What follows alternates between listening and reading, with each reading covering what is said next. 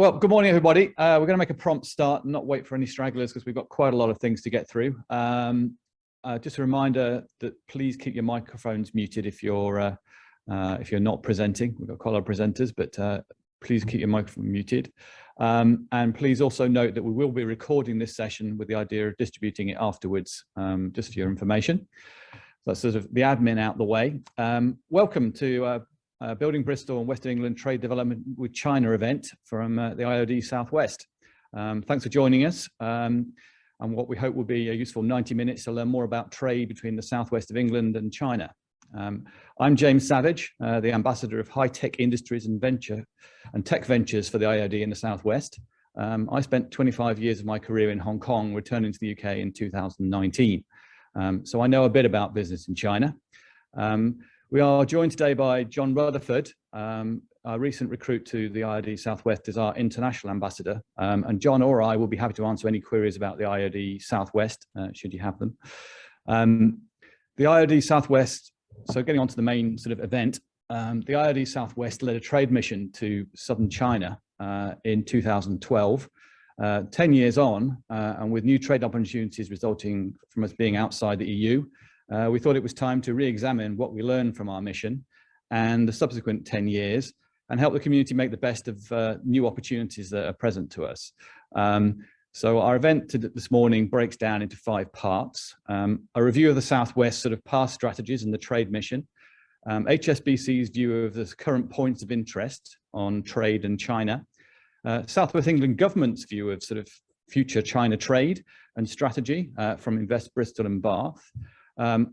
As Bristol is twinned with Guangzhou in southern China, and the Greater Bay Area is increasingly specializing in the technology sector, we'll hear from tech advocates about the role of China plays in global tech industry and their intention to take the trade mission back to southern China if and when COVID-19 allows. We finish with a panel discussion that includes previous speakers and representatives from China, Invest Hong Kong and the Hong Kong Trade Development Council. Get your questions ready for our panel of experts at the end. You're unlikely to get this many experts in one panel again anytime soon. Would you please send any questions on Zoom message to me and I'll collate them before the panel at the end. First of all, I'd like to hand over to James Shepherd, Head of Corporate Banking, Southwest HSBC, a kind sponsor for today's event, for a few words of welcome. James. Thanks, James. Good morning, everybody. So as James said, my name is James Shepherd. I head up corporate banking for HSBC in the Southwest. We're delighted to be hosting this event this morning, albeit I was sort of hoping that I'd be encouraging you all to have another bacon roll and a cup of coffee rather than talking to you through Zoom. Our involvement with this initiative goes back to about 12 years, where in the room that myself and James are currently sat in, I think we held some of the planning meetings for the trade mission, which 2 years in the planning, and then the mission itself took place about 10 years ago. So we're delighted to still be involved and involved with the next phase. I personally took about 35 clients to Hong Kong and China a few years ago, and the scale of the opportunity is just incredible. And clearly HSBC, for HSBC, Hong Kong and China are a real key part of our history, but also a very, very important part of our future. So we look forward to hearing from our speakers this morning, and please do get in touch with myself or Simon, who you'll hear from shortly, if there's anything we can do to help you and your business with its trade with Hong Kong and China. So I look forward to hearing from the speakers this morning. Thank you, James. I have my mute off. Yes. Thanks very much. I would now like to hand over to Richard Lowe, Managing Director of Hewlett Rand.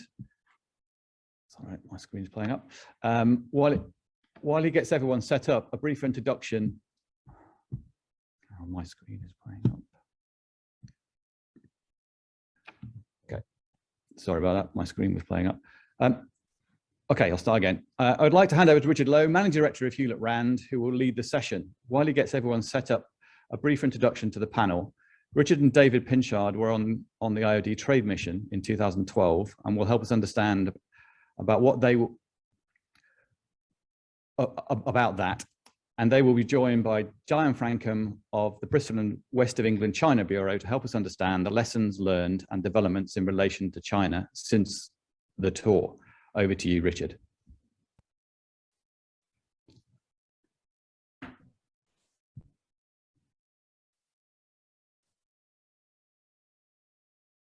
Thank you very much for that introduction. I'm just trying to get my slides sorted out there, and then I'll get going. Well, good morning, everybody, and I must say, really, firstly, also a prosperous Chinese New Year of the Tiger, which kicks off next week. I'm delighted to be sharing my own China journey with you today, following that mission, but also to set a context around that mission that we did.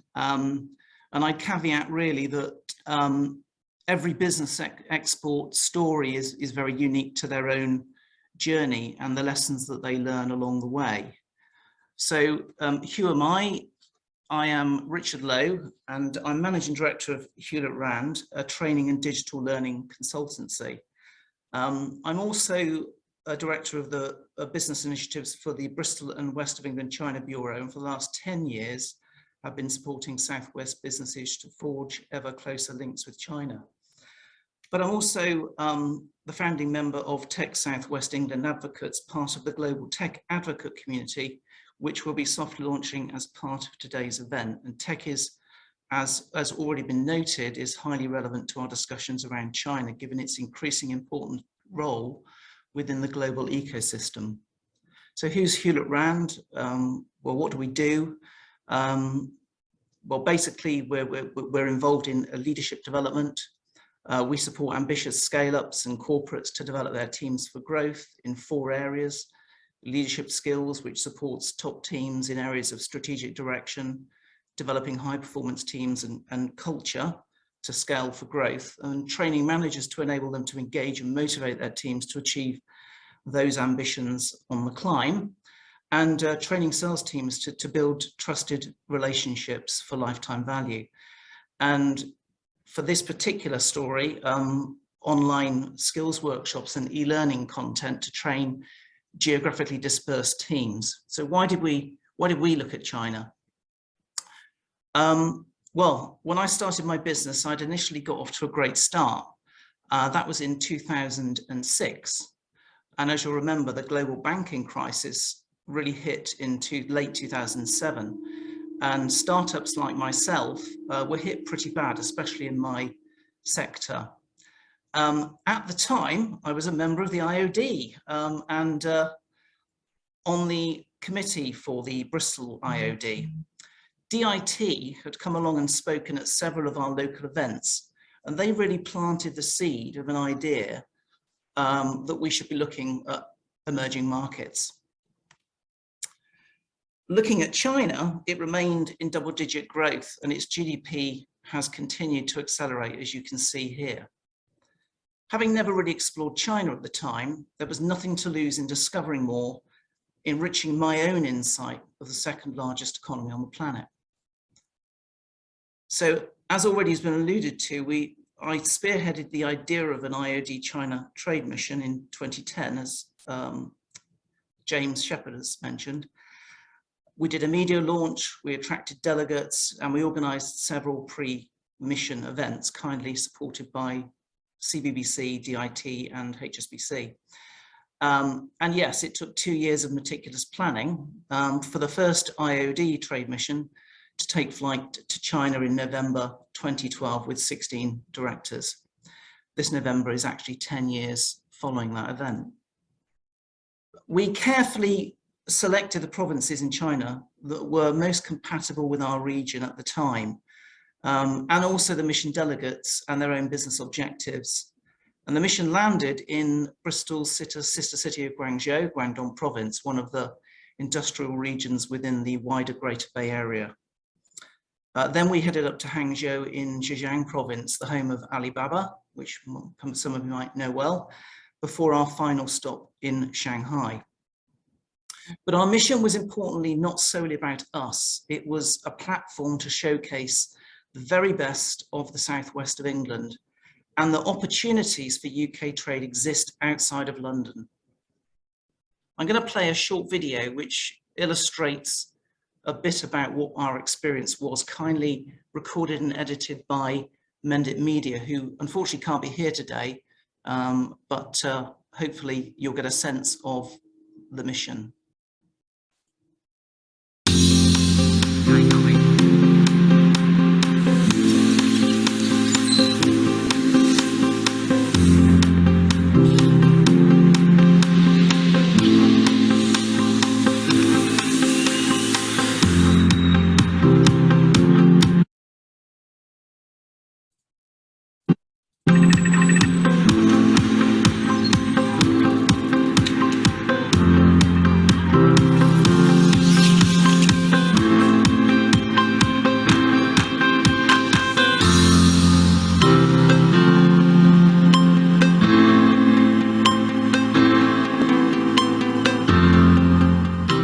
Good evening, Lord Mayor, honoured guests, ladies and gentlemen. I'm delighted to be here leading our largest ever trade mission anywhere in the world to our sister city of Guangzhou. We're here to cement the relationships between Bristol and the west of England and Guangzhou and Guangdong province to develop a stronger friendship for developing business relationships, educational relationships and cultural relationships. I always told the UK businessmen, first step to do business is to know people. Like in Chinese old saying, is making friend first and business second. China in the future is going to be the #1 superpower. We know that. We've got an established relationship, Bristol, already with China. So this is an opportunity to build on it. I think what we saw today is just brilliant. It's beyond description. You know, all the energy and all the work and all the time that's gone into that preparation. It's just something I've never experienced before.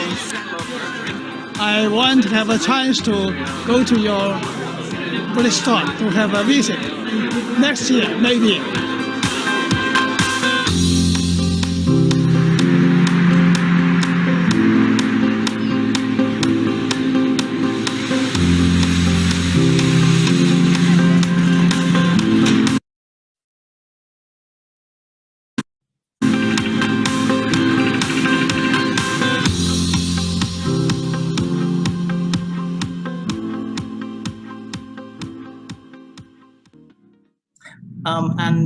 In that video, Mr. Liu said, I always explain to British business people wanting to do business in China that the first step is to truly get to know people. Doing business really in China is all about Guangxi, and I cannot underestimate the importance of building trust when doing business in China, which takes obviously a considerable investment of time. But during our mission, trade professionals that I met and UK businesses who'd successfully entered the China market shared their ease of starting their market entry via Hong Kong. Hong Kong itself remains a strategically significant part of the Greater Bay Area and a super connector to the wider APAC region. And in Hong Kong, I learned that training is frequently delivered in English and is obviously an epicenter for financial and professional services, which played very well to my particular career and expertise. So with a strong service-based economy and a long track record of helping foreign businesses to enter mainland China, these characteristics really ticked all the boxes to begin my own market entry. So the next year, I actually joined Hong Kong and Macau's London Mayor's trade mission, which was supported by the Hong Kong Trade and Development Council, who are here today. During that mission, I invested in some introductory meetings, and one of those included the Hong Kong Institute of Bankers. And it was this meeting that led to my first market opportunity and was enough of an incentive to keep returning to Hong Kong. Since 2013, I've traveled at least 2 or 3 times per year to meet HKIB to further my market insight promote my services and explore the Greater Bay region.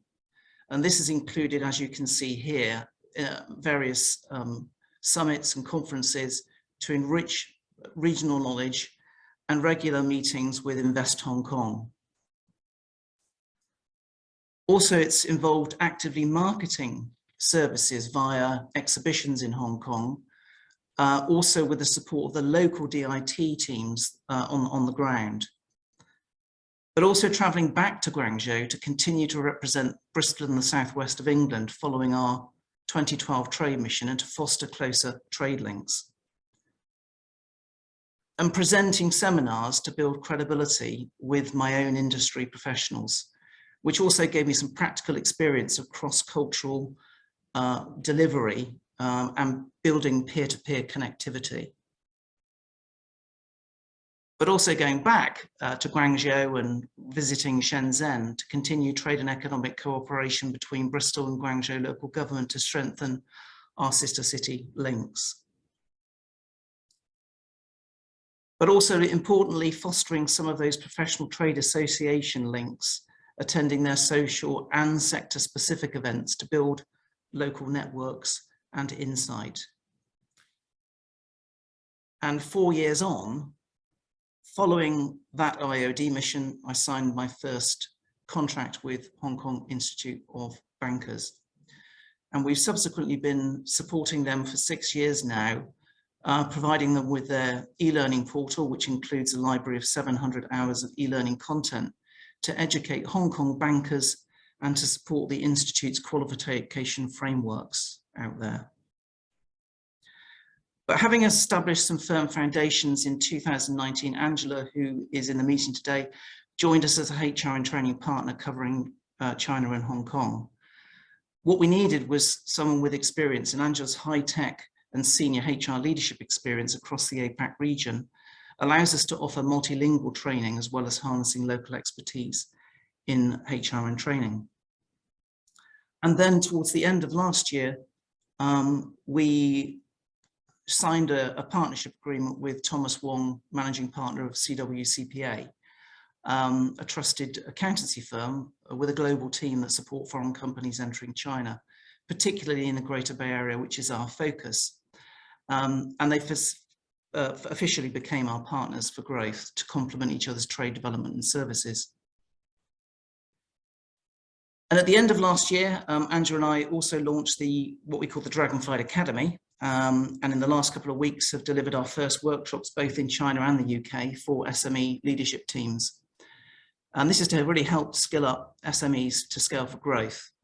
But importantly, the Dragonfly brand and concept was really inspired by my China export journey. And before I sort of summarize some lessons, I wanted to add that my China journey has really shifted my paradigm from thinking local to thinking global. It's expanded my strategic awareness, deepened my international trade knowledge and cultural skills. And this in turn has increased my effectiveness as a director, advising clients and in training leaders and managers. And I also have no doubt that it contributed to securing my largest training project of my career, upskilling Hsbc's global business development managers in sales management and trade finance capabilities to equip them to lead their teams better around the world. So in summing up my sort of key lessons from my China journey, you can't eat an elephant in one meal.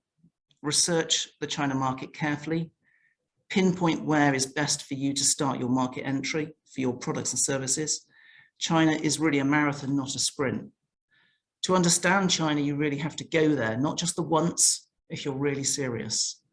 Immerse yourself in the culture and invest in relationships to build long-term credibility and trust. Play to your strengths, where you have expertise, experience, and particularly something unique to offer. And fully utilize government trade advisors and the appropriate grants and their services for your size of business, and make sure you invest enough resources and time for your export journey.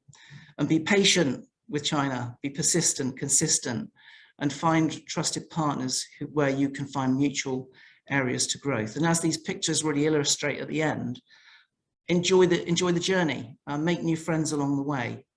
So I hope that my presentation's demonstrated that no matter what size business that you are, export really is for everybody.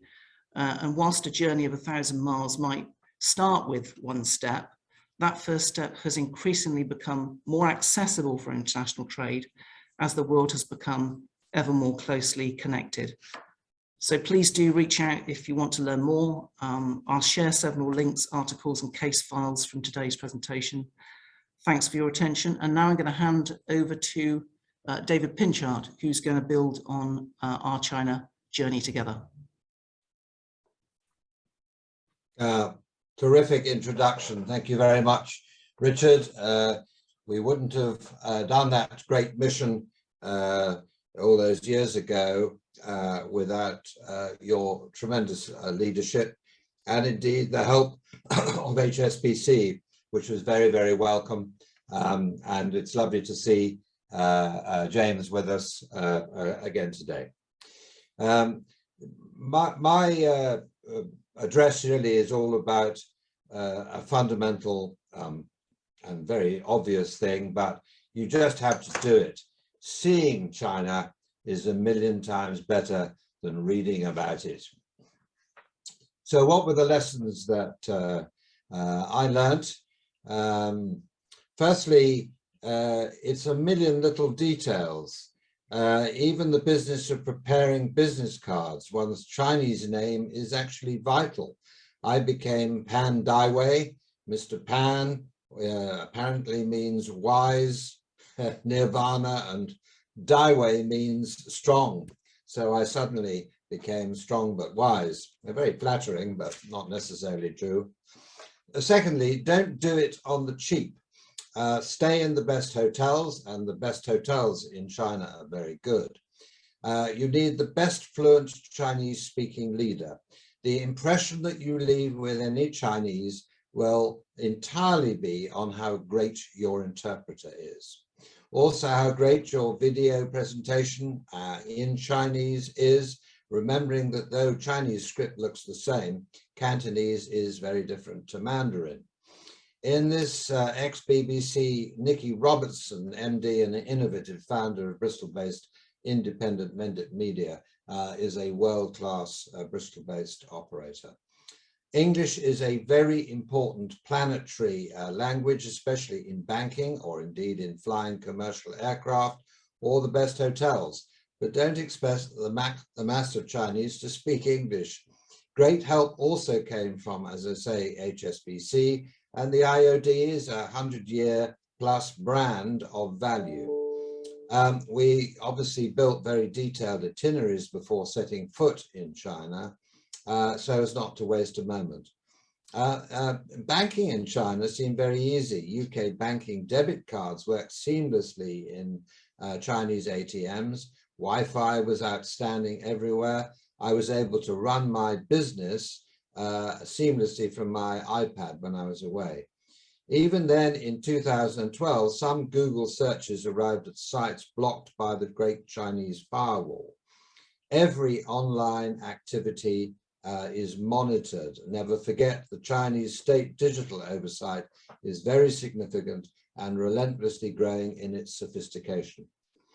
Be amazed at how advanced China is, and even then. But even in 2012, I posed questions to our Chinese hosts about massive high-rise building projects and seemingly no tenants. I predicted to our hosts that there would be a very major property crash one day. Investing in endless new builds and no tenants to pay rent seemed balmy. And here we are 8 years or so later, and I was right. China is old. Hangzhou, the city behind the lake, was the capital of China and intellectual center of China at the time of William of Normandy. It is also stunningly beautiful. Next, Europeans are welcome. There was great evidence of a head-to-head fight between the franchises of Starbucks and Costa. Even then, a nation of tea drinkers were taking to coffee in a major way, and to dairy products, and to expensive world fashion brands, and to European cars. We could go on, but we are different, but the same. You just need to work out which all the time. Next, politics. You do need to read your history. The changes of power in China over 2,000 years have been more often than not very bloody. But getting reasonably close to the Chinese, it's very clear that what they crave is exactly what we all crave: peace and a chance to see a better life for their children. I found the Chinese fun-loving, food-loving, self-confident of China's success. As one senior Chinese put it to me, China is full of people who think they can do a better job than Mr. Jinping, but what you then get is civil unrest or civil wars. What he was looking forward to is his retirement. He'd worked very hard traveling around the world in his job for China and to encourage tourism from all around the world to visit his lovely province in Yunnan, from which Mao emerged in his long march to change China. And for those visitors to spend money with us, money with them in China and admire their amazing country. All he desired is a modest pension and a peaceful third age, a blissful chance for him to stand still. Business, it really is the same the world over. Find people that you get on with and trust. Don't rush it. So what did I get out of my investment of actually about £5,000? A lot of preparation and my time over about 3 absolutely memorable weeks in China in 2012. Well, my own 20-year-old independent business concentrates on successful organizational transformation. By the time of the IOD Southwest mission, my own independent business was already 12 years young. We've facilitated here 48 successful transformation projects so far in private and public sectors at around £100,000 of fees per project, some £6 million worth of fees, and in enormous returns of investment to our sometimes huge global clients like Panasonic and Tata in Mumbai. I have now a number of clear views about how to engage with China, this remarkable global engine, and as such, I'm able to advise my clients from the benefit of real observation, and now to have a real network of trust here in the UK and in China around the subject. Planet Spaceship Earth is the incredible home in which we all humans live. We've all come a long way together. It's vital that we don't now blow it up or fry it or drown our coastal cities by not addressing the CO2 emitting global warming. We have serious warnings ever since Margaret Thatcher was the first global leader addressing the UN and the Royal Society on the subject and suggesting that taxing oil and gas was going to be critical. This really spooked the then hugely powerful energy companies who started a long 30-year disinformation campaign to obscure the facts. We need to continue to build many millions of trusted trade understandings with each other as individuals. Many more things unite us than divide us. Ignore the politics as much as possible. Mr. Jinping is not able to listen. He and his system have a huge country to run, going through mind-blowing growth and a huge global vision based on the Global Belt and Road Initiative.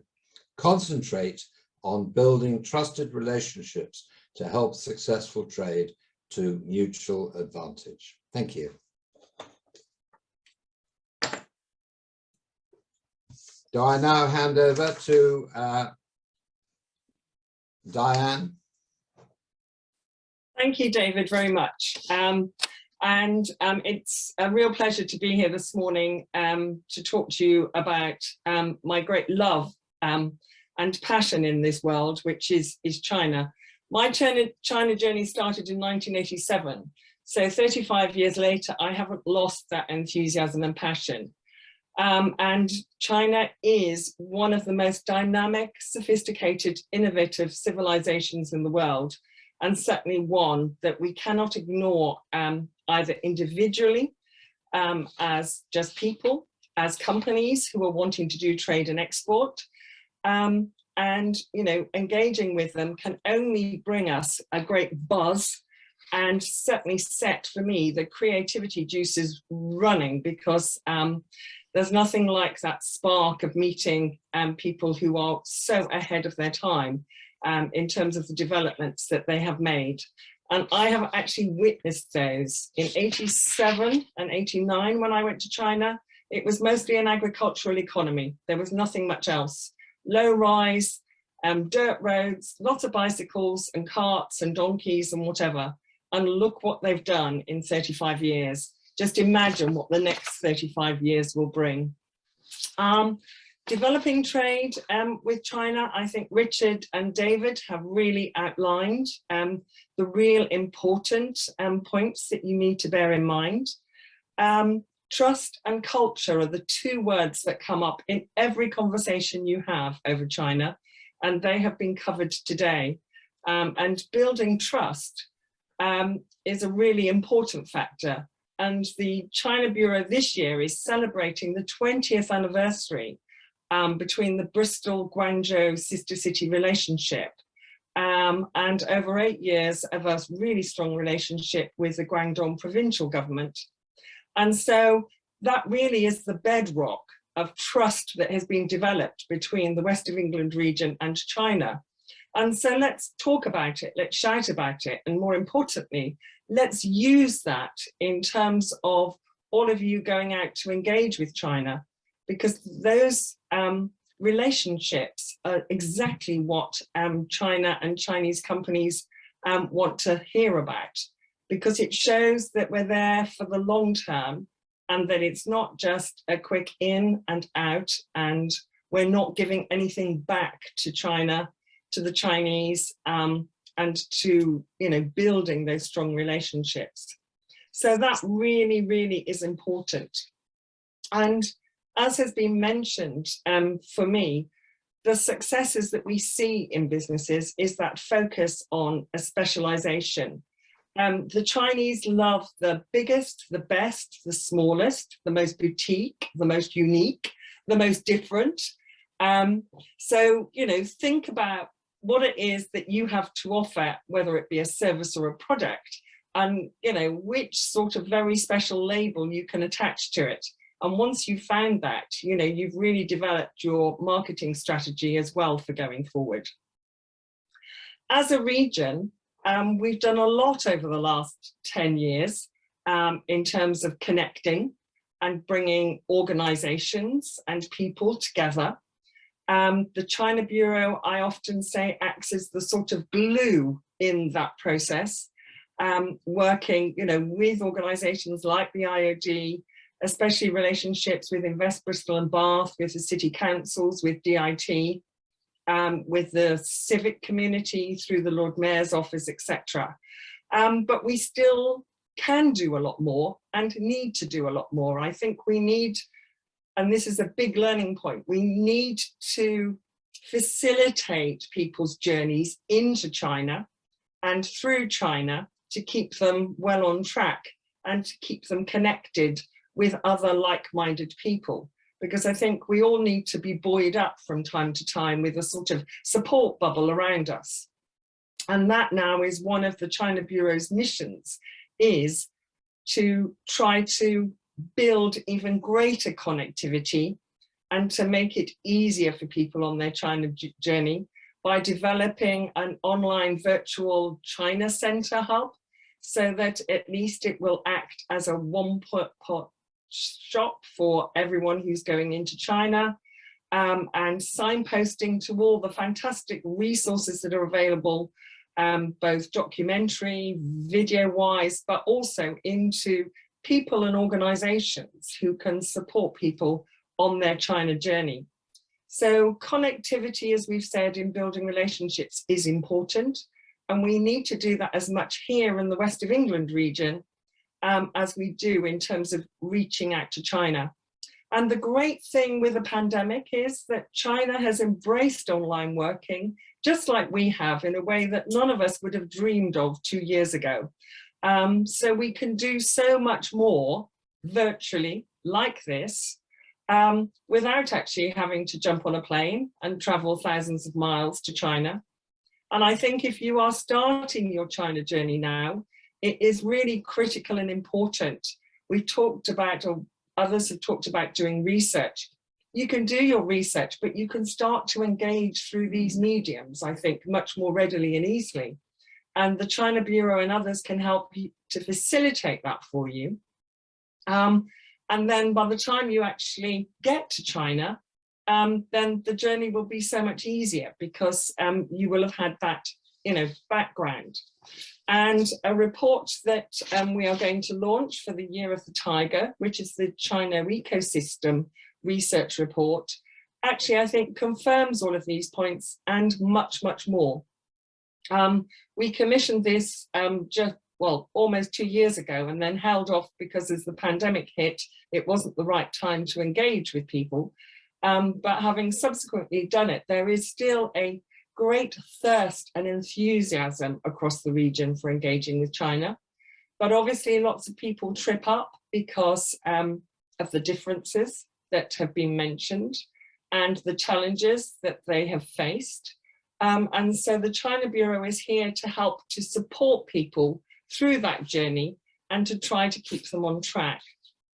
Another important factor I've learned is the great benefits of engaging with Chinese nationals who are here in the region as well, to really learn from them about the real China, and not to become the armchair critic and just listen to the media sound bites and what other people write about China, which isn't always based on fact, because you can make any headline read whichever way you want. It's like that old saying when I was in work about statistics. There's statistics, statistics, and damn statistics. And whatever answer you want, you can usually find the answer in there. And I think the media sound bites really, follow a sort of similar pattern. So we are working to broaden the network right across the region. We have a lot now of Chinese nationals who are part of that network. So if you were to join us, and then you would have benefit of that. But also the student population. All those students who come and study in our region every year bring with them the enthusiasm and energy of being young people who have often studied and worked in China, who are here in Bristol and Bath and the region, and they want to share that knowledge with people. And we can all engage with them. And that is one of the things that we are now doing by building an even stronger network across that student and young professional community. Diane, I'm getting a bit conscious of time. Can we try and get along with Rob? Just going to finish now, yeah. So importantly, build your network, use the existing networks, and remember that there are people here to help you on that journey. And the China Bureau is one of them. Thank you. Over back to James again. Thanks to Richard and his panel. We were meant to be joined in this panel by Nikki Robertson, Managing Director of Mendit Media, but she was a member of the Trade Mission in 2012. Unfortunately, she was called away on urgent business, but I did manage to get from her top tips for business in China, which I would like to share with you. Number one, be aware how much influence and power you have versus those you're partnering with when negotiating. Number two, you need to be very clear about what and how you will meet mutual expectations. Thirdly, clarify the financials for any deal, so it's absolutely clear when you will be paid, with dates upon achieving receivables. Split the fee 50% before and 50% on completion. Contracting can take much longer when you're doing business in China, especially on your first piece of work. Allow time. If you have something unique, a product, a service, or a skill that is in demand, that's a huge advantage. Thanks, Nikki. Those are sage words, I'm sure, and one we'll all learn from. Next, I'd like to introduce Simon Smith, Regional Director, Global Trade and Receivables Finance at Hsbc. Simon has over 30 years experience in financial services with Hsbc. Over the last 6 years, he's managed a global trade receivables finance business across the South and the Midlands. In his current role, he works closely with mid-market corporates, providing structured solutions to enable them to exploit international opportunities. Simon is going to help us understand the implications of some of the latest interesting data on the China market. Thanks, Simon. James, thank you, and good morning, everyone. I'm very conscious of time. Simon, you're on mute. Can you hear me, James? I can hear you. You can. Okay, great. So I was going to show a very short video which it basically summarizes some recent research that we've published. I'm very conscious of time, however, and I think we are running a little bit behind. So what I will do is I will send a link to that podcast so that you can have a look at that at your leisure.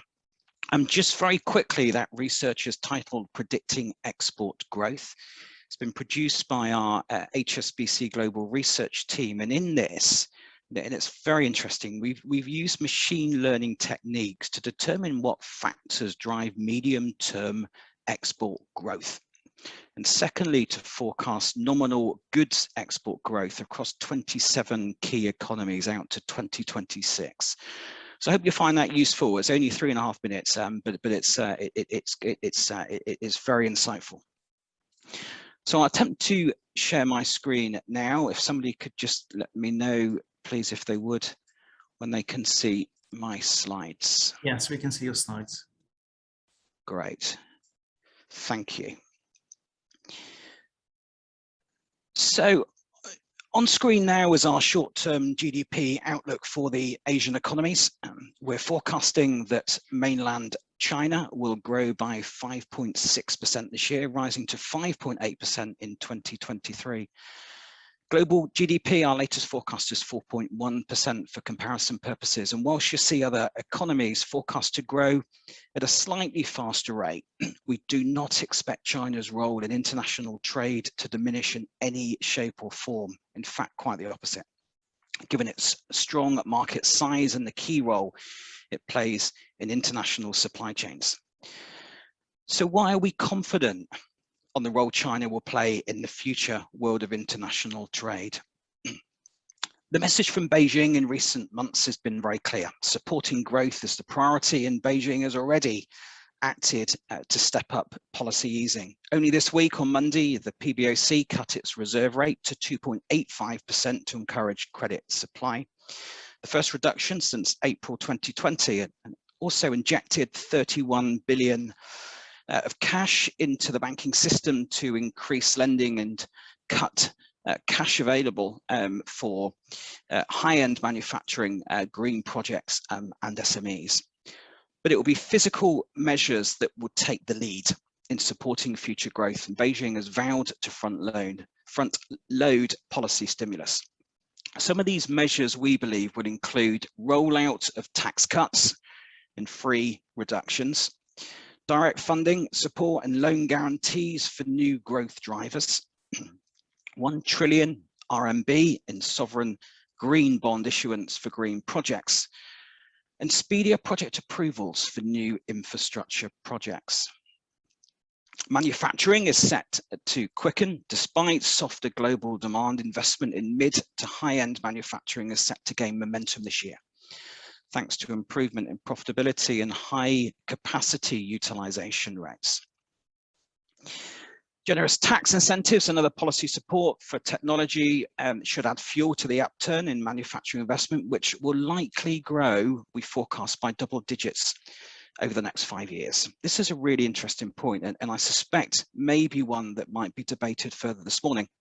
This, we feel, will result in a repositioning of the role China will play in international trade, and should be a point of reflection for many UK companies.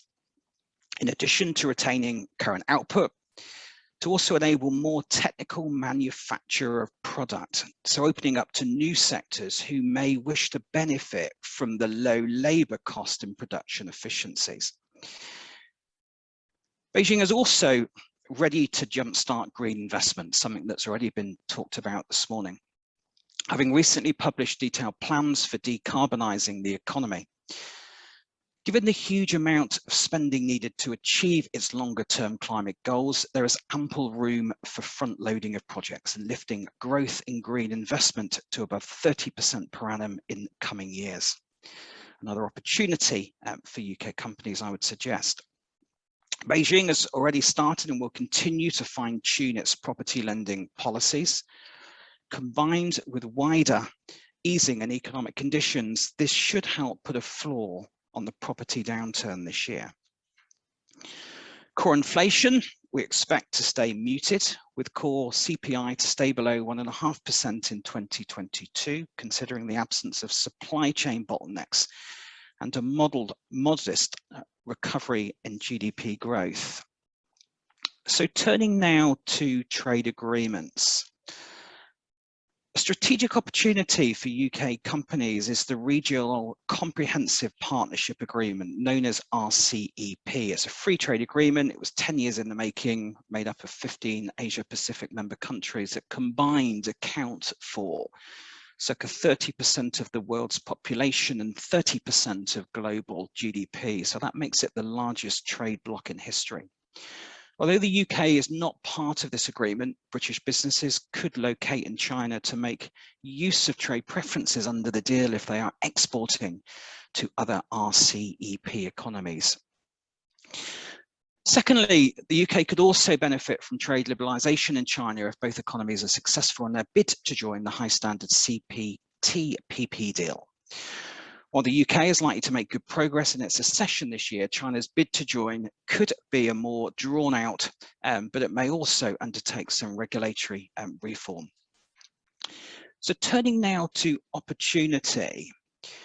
On this slide, there are a few trends that we consider may point to potential opportunities by sector for UK companies. And I will also share these slides with you post this morning's event so that you can look at these in more detail. So just very quickly, top left shows China's cosmetic industry, retail sales. It's a market that has grown exponentially, as you can see, in recent years. In particular, and I think the observation here is across the mass and not premium brands, an opportunity perhaps. Top right shows scope for frozen food penetration, we believe, with China lagging quite materially behind Japan. An opportunity perhaps for ambitious Southwest businesses. Bottom left shows the demand for professional care services.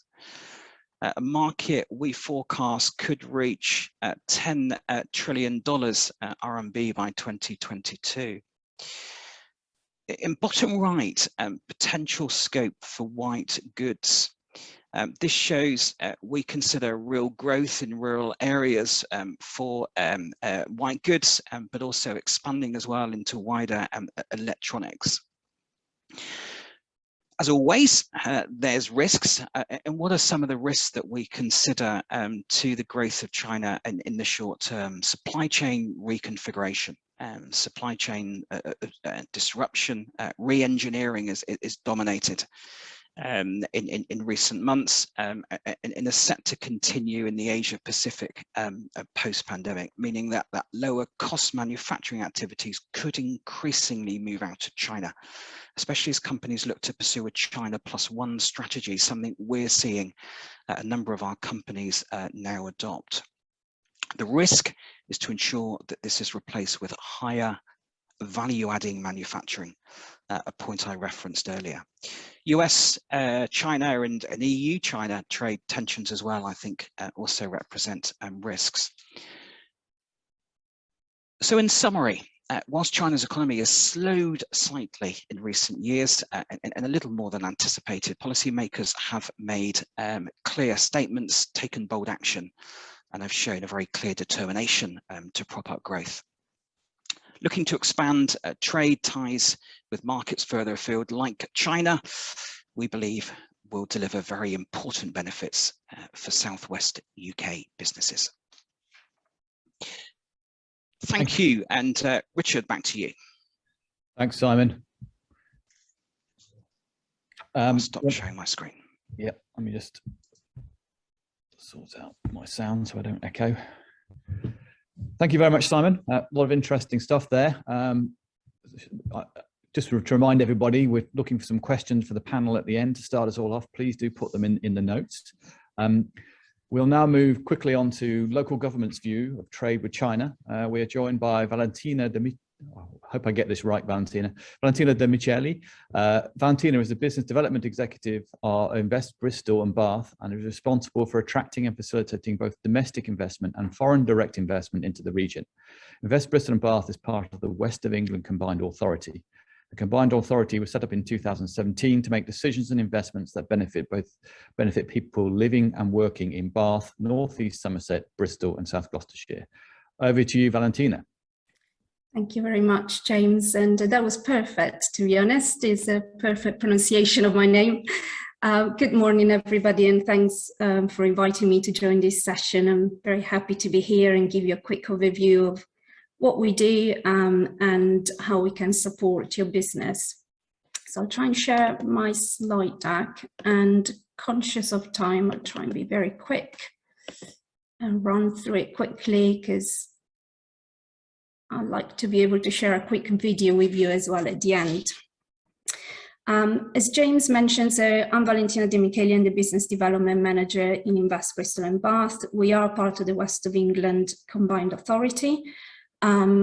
We are the inward investment agency. If you're not familiar with the area, that gives you a quick overview and a bit of context on where we are.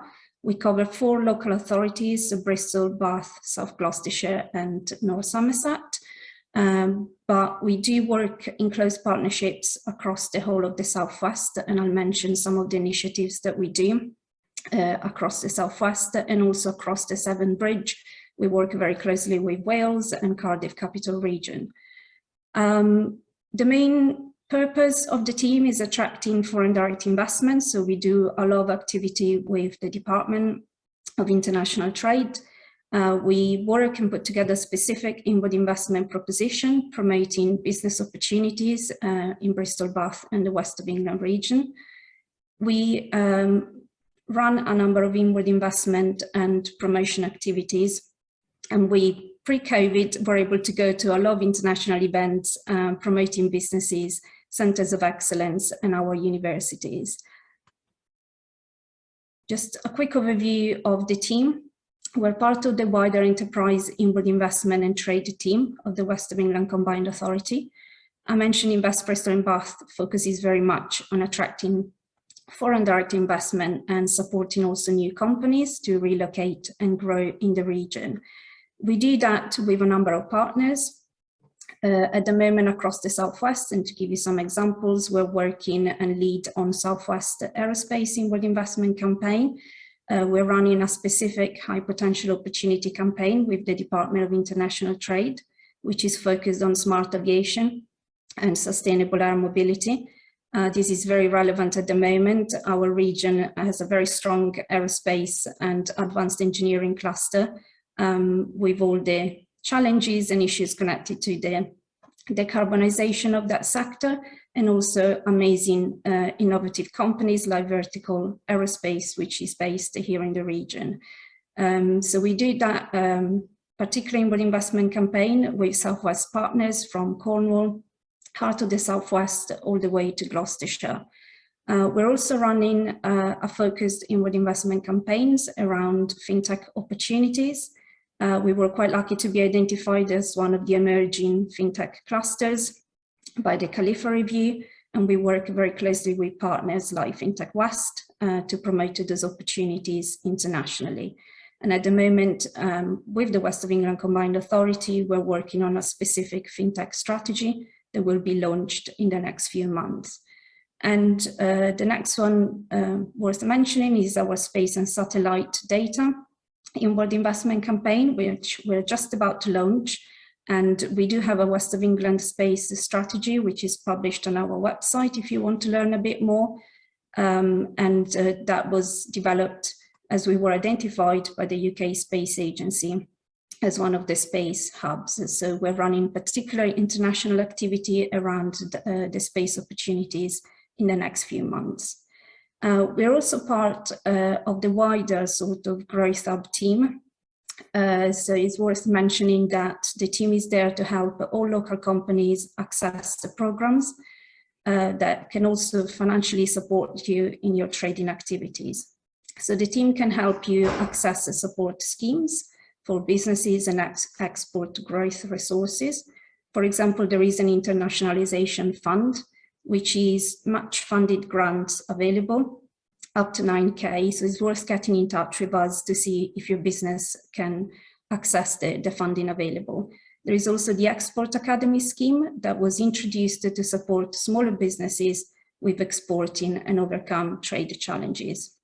The team can provide one-to-one support, so you can access our Growth Hub team and our Strategic Accounts team, and also there are local international trade advisors, so do get in touch. Internationally, we do organize a number of missions, regional presence at trade shows.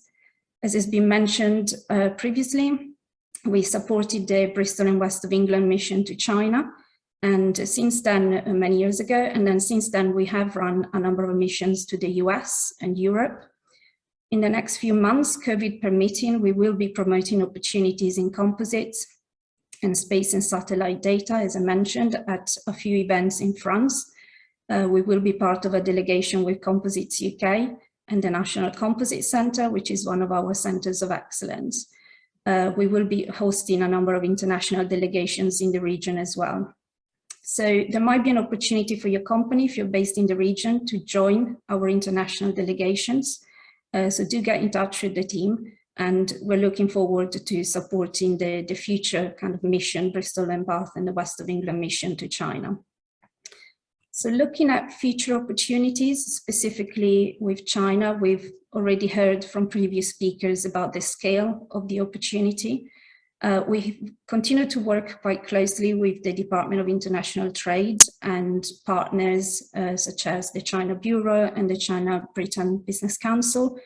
We've done a lot of research on market opportunities and sector strengths, in particular around the Greater Bay Area.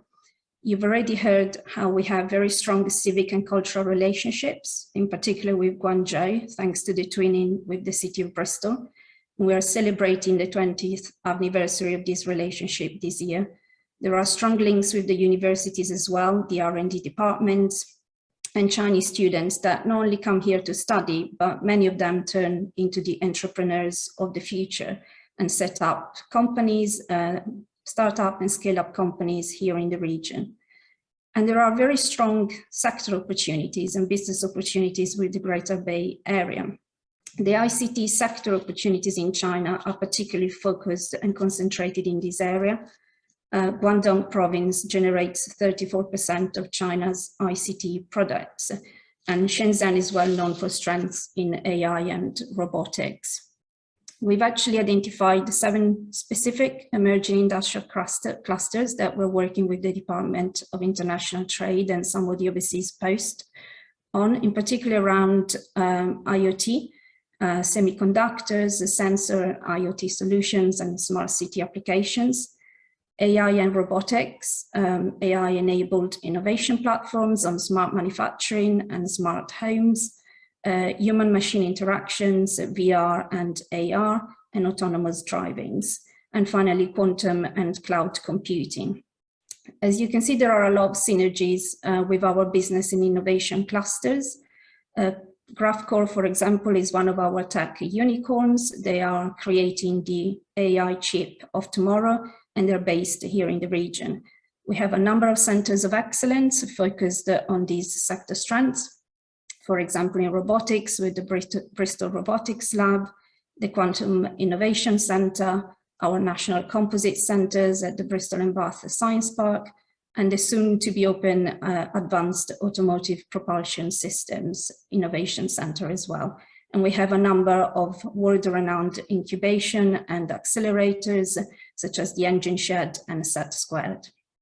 We've actually recently... I'm getting very conscious of time. I certainly don't think we're going to have time for the video. We'll have to share that, but if you could Yeah, we can definitely do that afterwards. And this is literally the last slide, so it's well timed. I was just about to say that actually during COVID, as we couldn't travel internationally, the one thing that we managed to do is we put together quite a useful publication. It's called Innovate Bristol and Bath, and we'll post a link on the chat. I think my colleague Stephanie is in the audience as well, so she'll be able to share it with you. And that sort of summarizes a lot of the sectors I've mentioned and promotes a lot of the business opportunities to international audiences.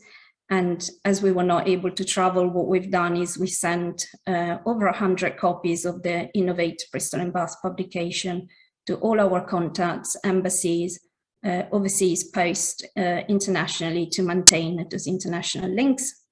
And I know copies are on their way to China and Hong Kong contacts right now, so hopefully you'll receive your copy soon, and if not, do get in touch with the team. I'll just put our contact details up there.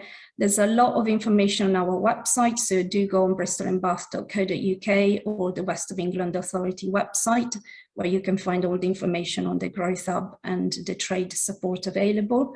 And hopefully James and Richard will be able to either share the video or send you the link afterwards. Thank you. Back to you, James. Valentina, thanks for that. Yes, we'll definitely share that link. There's quite a lot of media that we'll be sharing after this with the various attendees. Yeah, there we go. That's good. Thanks very much for that. Sorry, I'm getting conscious of time. We've had a couple of questions in, but do please put more questions in the chat. We've got a question and answer session with all the speakers at the end. Next, we move on to Tech Southwest England advocates to talk about China's role in the global tech industry, which follows quite nicely on from what Valentina said, and the tech industry in the Southwest and how it will grow internationally. This session will be led by Russ Shaw, CBE, founder of Tech London Advocates and Global Tech Advocates, and Richard Lowe, who we've already met. They also set out a plan for a potential tech mission to China. Russ, over to you. Please try and keep it brief. We are short on time. Yes, we'll do. Thank you very much, James. And Richard's going to be driving the slides for me. I'm going to be moving through them quickly. I'm Russ. I'm the founder of Tech London Advocates and Global Tech Advocates. Next slide, Richard, please.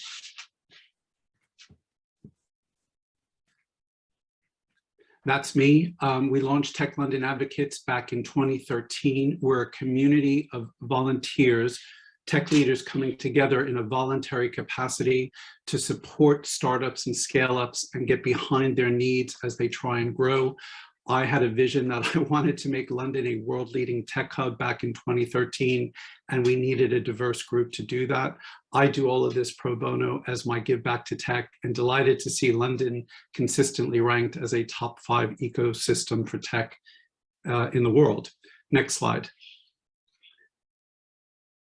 On the back of launching Tech London Advocates, I launched Global Tech Advocates and took this volunteer-driven model of leaders coming together as part of open, inclusive communities and have been replicating them around the world.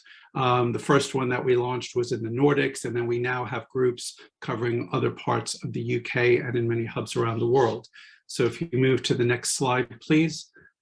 You'll see why do we exist in Global Tech Advocates. We want to connect the fastest growing tech cities and regions.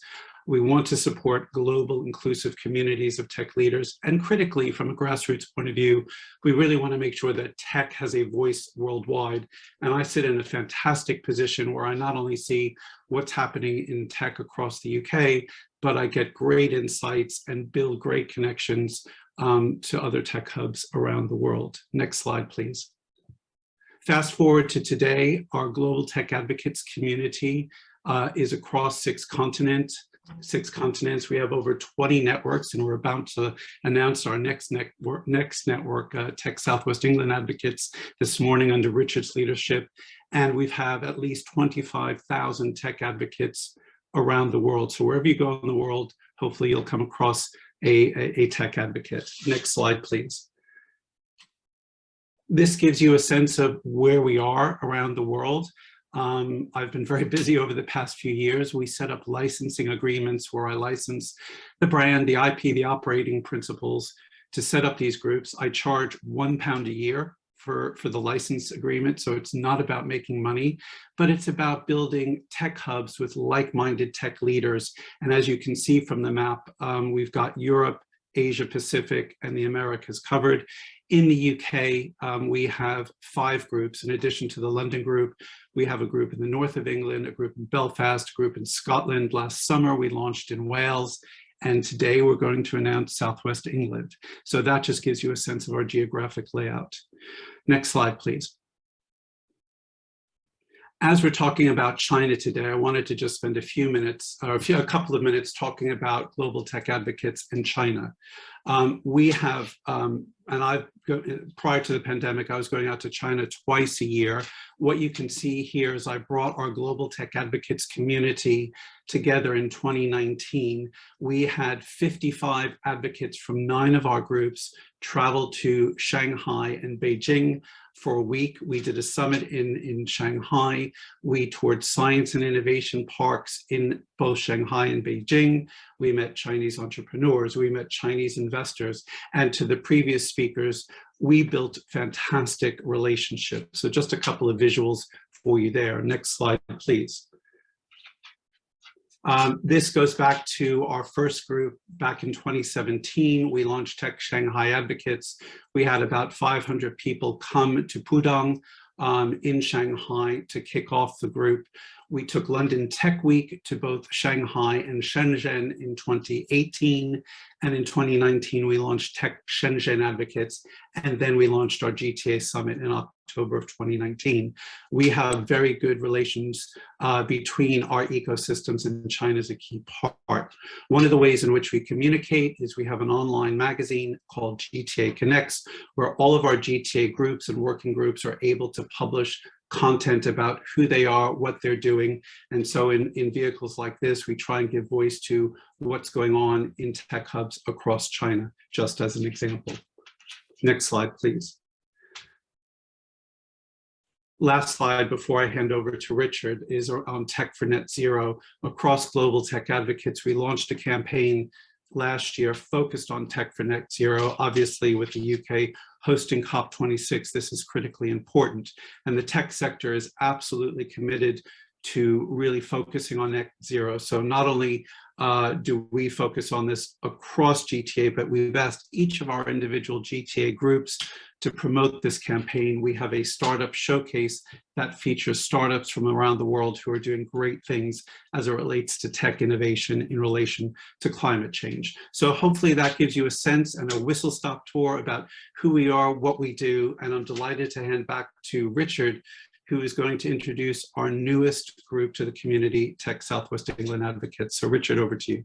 I'm going to speed through these because I do want to get to the panel discussions, but we are a group obviously covering the southwest of England, working closely with Tech Wales advocates. The reason I set up the group was because this gives us some visibility for our region within the global tech ecosystem that Russ has created. And as you've heard from Valentina and many others of the speakers today, we are also one of those top 5 tech clusters in the UK. So it's important we have visibility and connectivity. We've built a steering group along to help with the expansion of the group. We have a LinkedIn group that's set up. So if you want to join that, feel free as we build out our own tech advocate ecosystem. We've tried to pick people who have specific areas of expertise, and I'm sure that will grow. We are looking for people who can be ambassadors within the various cities and counties around the UK. And our real focus is to build on the existing tech ecosystem in the Southwest. So we're not replicating the startup ecosystem, etc. We really want to build out the scale up and going global ecosystem. So that's why it was important to link it to today and exports. So our focus is tech scale up, encouraging techs to go global. And obviously by interconnecting with our GTA partners and leads around the world, we can encourage some of that inward investment. We will be setting up some working groups in some of these areas. The Scale Up Series working group has already been initiated. So we'll have a series of events that will focus on scale up and to link with growth hub that Valentina has mentioned, and other groups that are focused on the area of a scale up. We're looking for vibrant, passionate, ambitious tech advocates to build out the community. It's free to join, as Russ said, with volunteers, grassroots, build up our capabilities, and we want to really showcase tech innovation to attract, obviously, that innovation. So we'll be creating a program of events. We'll be signing up sponsors and partners. So if there are companies out there that want to get involved, then they will get some visibility as we build out the website. And as I say, we're looking for some tech advocates across the region to support their particular tech clusters. So we've had soft launch today. We'll have an official launch in Q2. And it's my ambition to take another trade mission to China, to the Greater Bay Area, around tech, linking in with other tech enthusiasts, because as you've heard, this is a key area where we can really support the region, but also support some of that inward investment. That's me. I'm going to come off screen. We can get a panel. Over to you, James. Hi, can we all hear me? So thanks for Russ and Richard. We now move on to the part you've all been waiting for, the panel discussion. I've had quite a lot of questions. We are fairly limited in time. I want to try and round this out in 10 minutes. So I'm afraid because of the speakers panels have overrun a bit, we're going to be a little bit short of time, but there's a good group of questions. Thanks for sending those in. We will be joined by all our previous speakers, and also Andrew Davis, who's the head of promotion of Invest Hong Kong. Andrew, welcome. As we've not heard from you yet, could you give us a quick and really quick 1-minute introduction to Invest Hong Kong? Sure thing. Thanks very much indeed, James. Invest Hong Kong, part of the Hong Kong government. Our role is very simple. It's to help provide a free facilitation service to help companies set up a presence in Hong Kong. And for a lot of them, that means getting into China, particularly the Greater Bay Area. And it's something that we are very, very focused on at the moment, getting companies to expand. And we've had some success with UK companies already doing that.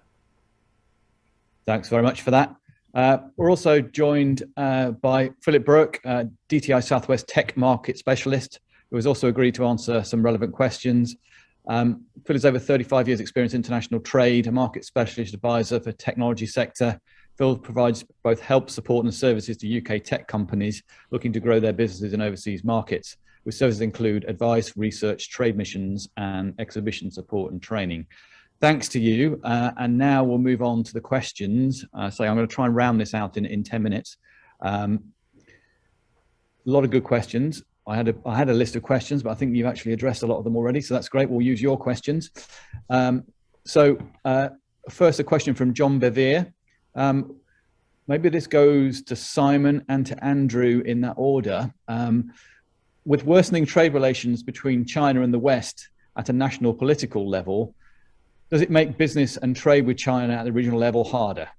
Maybe Simon, could you take that one on for us, and then maybe Andrew from a more sort of Chinese side of things? Yeah, I'll touch on it, James. Thank you. And I think it's, I think to say anything other than responding by saying that clearly it makes things more challenging would be, would be incorrect. Things are difficult at the moment. I think it is requiring clearly sensitivity. I think most companies are now navigating their way through and understanding some of the sort of wider political challenges that are presented. But ultimately, I think from what I shared earlier, and China is responding very positively. It's made clear its desire to want to continue to be one of the world leaders, and from that perspective, we, as you've seen from the growth forecast shared, we don't see that the future growth of China changing materially. From our side, it's something everyone has been said, is aware of. For a lot of the SMEs that we deal with, really that doesn't come into play. It's all about business opportunity, finding the opportunities, whether that's in Hong Kong or whether it's in Greater China or the rest of Asia. I mean, it's a mixture. So I think companies need to look at what they do, where they're doing it, and seeing if that's going to impact them. It will affect the multinationals much more so than the SMEs, is what I would say. Thank you both for that. That's very helpful. A follow-on question to that one from Angela Tang. On top of John's question, what are the current challenges to attracting trade with China? Now, Valentina, would this fall into your area of expertise? I think it might be, actually Phil might be a better place to answer this, but I mean, for us, as already been mentioned, there are challenges both at, you know, business level and a wider political level, but we tend to focus just on business opportunities. But I'll let the expert, considered lack of time as well. I think Russ got his hand up. And okay, I've got Russ. Do you want to tackle that? Yeah, the only thing I just wanted to make a point on that, which I'm experiencing, is the challenge that we're facing with China in such a strict lockdown. You know, for many good reasons, but not being able to go in and out of China, or having to go in and quarantine for 14 days, you know, is certainly something that has slowed things down. I was hoping to do another GTA summit in China last October. We'd started planning on it, but it was becoming obvious that it wasn't going to open up, so we've postponed it. And I'm not optimistic that China is going to actually open up this year. So putting aside some of the tensions that we talked about in the previous question, the question for me is, when will we see China open up to international visitors? That is probably the biggest challenge I see in the near term. Thank you, Russ. Phil, do you want to put something in? Yeah, I would just reiterate what Russ said about the challenges of traveling. That is probably currently the biggest challenge to developing relationships, because you do need to get to know the partner or potential partners on a one-to-one basis. I think once the relationship has been established, then following up with Zoom calls and meetings like this is great, but it's making that first one-to-one that is so challenging in today's COVID world. But you know, thankfully we do have the second best thing now, which is the technology we're using now, and that at least allows you to do a lot of the pre-screening and stuff which would otherwise have taken a lot of money and a lot of legwork to screen potential partners out as well as in. Thanks, Phil. I will move on to another question. This is from Francis Gonthier. This is probably one for me and my IOD colleagues, actually. Morning, everyone. I would like to ask, from a director's point of view, what is the absolute essential skill I, as a university student, has to prepare that can facilitate trading relations between China and the West, apart from obviously language? John, do you want to have a go with that? I'm willing to have a shot, but I'm thinking on that one. John, no. So Richard, why don't you have a go? I was just going to say, actually, again, remember what David was saying. You can read a lot about China. You can do a lot of research. Skill, cultural awareness is key. I think having appropriate skills to be able to communicate well culturally and understanding. So I think that's vital, because no matter, it's all about relationships at the end of the day. So obviously know your area of technical expertise, whatever it is that you are essentially selling, but it's the skill of communication. It's the being able to deepen relationships and build relationships well. So I'd say, you know, that's pretty key.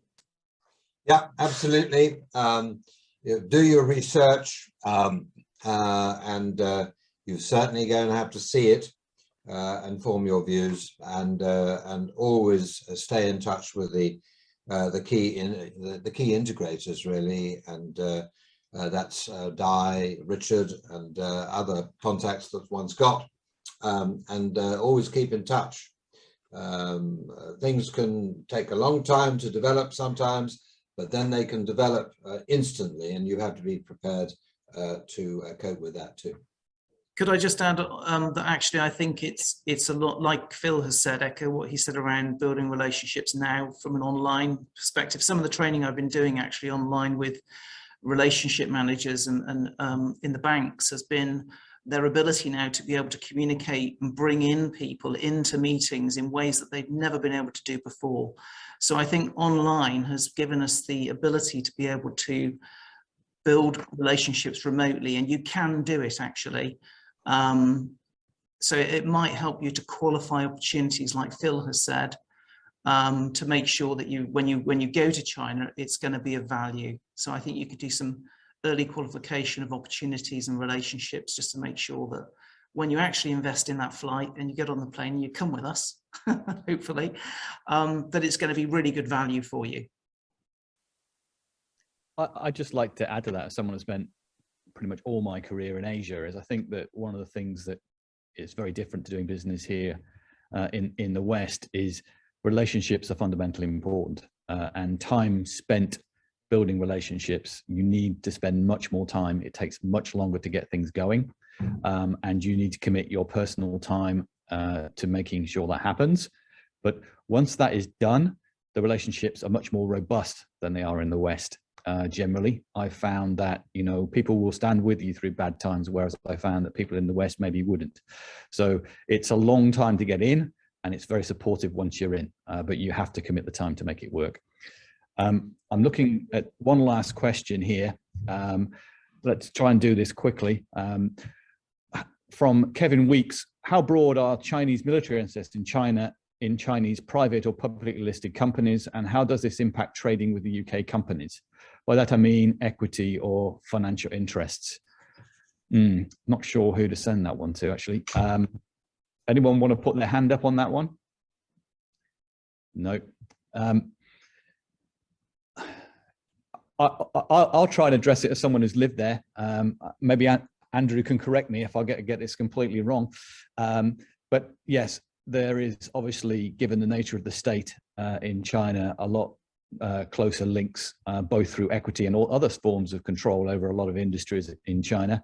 And given the strength of the state, and particularly with big companies, the state can intervene even when there's not regulations there. That's something that can happen. That's part of their culture, and you need to get used to it.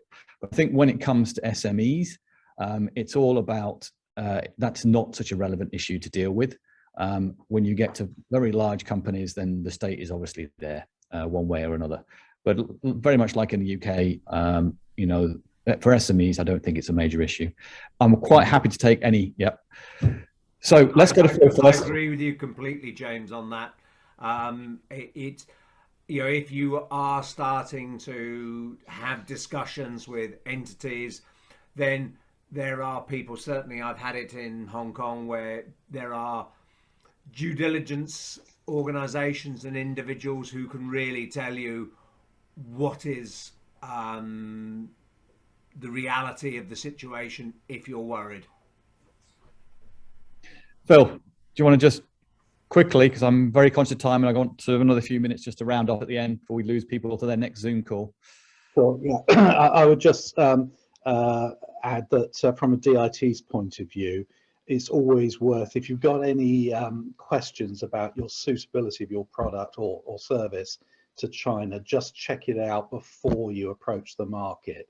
You don't want to run risk of dual use ITAR regulations, but just check it out. You know, give us a call, drop us a line, and we can advise from there. Richard. Sorry, my hand's up, but I haven't got anything really to say. That's an old hand. Excellent. It's an old hand. Okay. All right then. James, Tony, just on this question of military, just one comment. When we started our joint venture in China in 1987, we did it with Norinco, and there was a physical wall in our factory between the armament side and our side, and also a mental wall as well. It worked fine, but there was that clear division. Thanks, John. Just to sort of clarify there, John is our international ambassador in the IOD. Right, I'm afraid I need to round out. I know people are going to be dashing off to their next Zoom call. So that's all we've got time for today. I hope you all got what you wanted from a session. If you're interested in the potential 2022 trade mission or 2023, do contact Richard. Our thanks to Hsbc, our host, James and Simon, and people very much appreciate that. And to all our speakers, thanks very much for your time preparing and appearing today. Hopefully everybody got a great deal out of a short period of time. If you're interested in joining the IOD or the China Bureau, do get in touch with us. We're both always looking for new members. Do come along and join us. We should be sharing some things after this event, including the speakers' details, slides, and some of the links to other content that was mentioned as we went through. We are making a recording. We will inspect it and we may well share that as well. But for now, that's it from us. Thank you very much. Goodbye. And we hope to see you at future events as the business returns to normal from COVID-19.